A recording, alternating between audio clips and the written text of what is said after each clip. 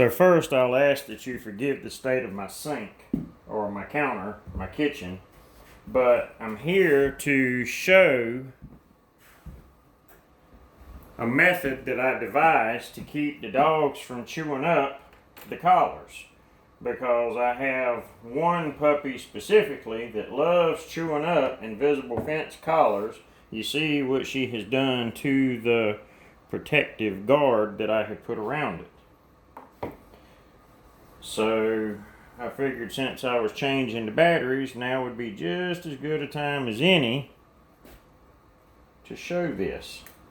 So let me get the old battery out. The new battery stuck in here. And this is not the easiest thing to do. There we go. So what I've come up with is this is a poly pipe coupling, you know, that black water pipe. And this is a larger coupling. I don't remember what size it is, 1.5 inches I believe is what it is. But what you do is, you see I've got a buckle strap that is not sold by PetSafe. It's sold by their sister company. I can't remember the name of it. Sport Dog.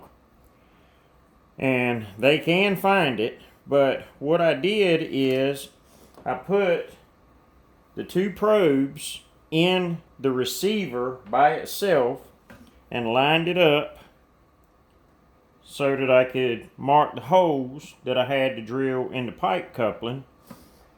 And once you've done that, it's as simple as you just put the collar and the receiver together, but you do not use the little black hold down clamp things that go on there that are held in place by the probes, because it's such a tight fit inside of this coupling.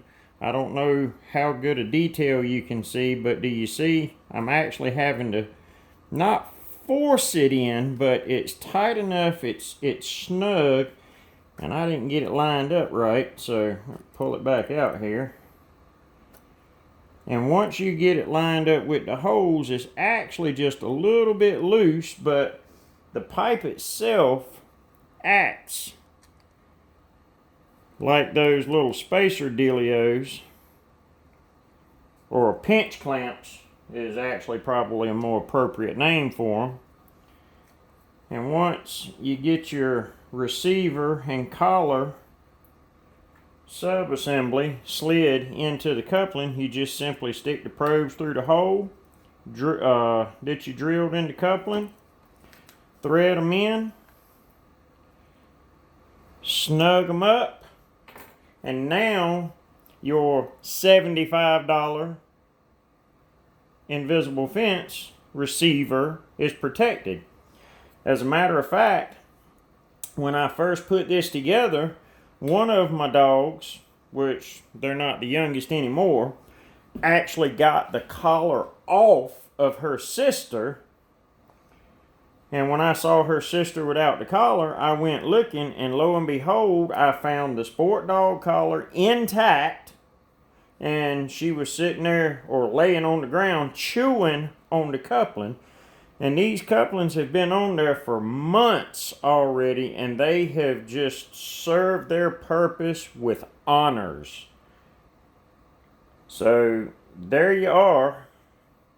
That is, in my opinion, a very, very good thing. Now, yeah, they are a little bit long, and what I should have done is cut some slots right in here to slip the collar through.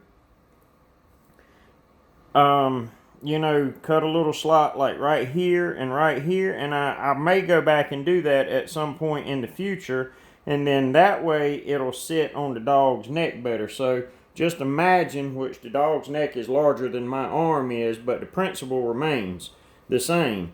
So when this is on the dog's neck, you see the collar is just that far out before it will start to curve. So the way these collars ride is they actually ride up kind of on the side of the dog's neck, because that's where it's elongated, because the strap of the collar is actually trying to find its most relaxed position, and that just happens to be how it rides.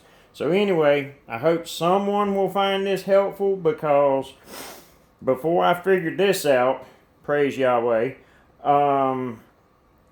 2 months in a row, I had to buy 2 invisible fence collars.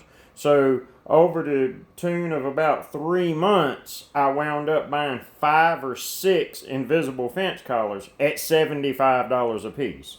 So suffice it to say, that hurt the budget a little bit. Anyway, like, subscribe, comment below, and have a blessed day.